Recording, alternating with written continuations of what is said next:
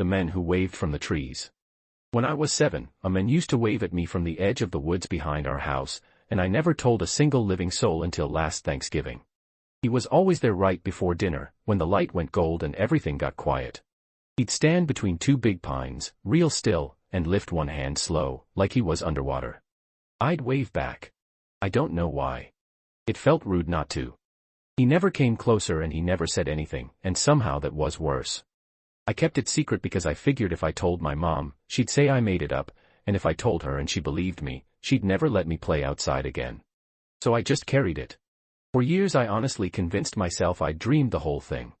Then last Thanksgiving, my little brother, who's 26 now, goes, real casual, "Hey, does anybody remember that guy who used to stand in the trees?" The whole table went silent. My fork actually stopped halfway to my mouth. Because I'd never told him. I'd never told anybody. And here he was describing the exact same two pines, the exact same slow wave. My mom put down her wine. And she said, "You both saw him."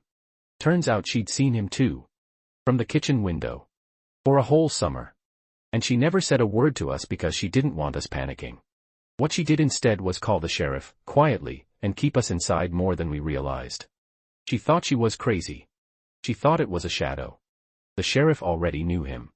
It was an older man named Walt who lived 2 properties over.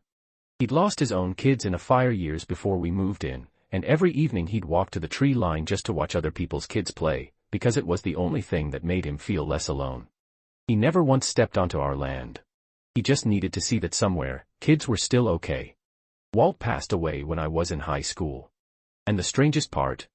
My mom said the day of his funeral, she looked out that kitchen window at dinner time. And for the first time in years, the trees were empty.